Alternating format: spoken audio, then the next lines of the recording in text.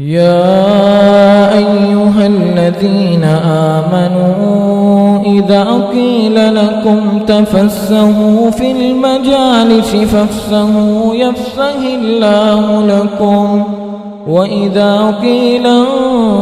انشزوا فانشزوا يرفع الله الذين آمنوا منكم والذين أوتوا العلم درجات والله بما تعملون خبير. يا أيها الذين آمنوا إذا ناجيتم الرسول فقدموا بين يدي نجواكم صدقة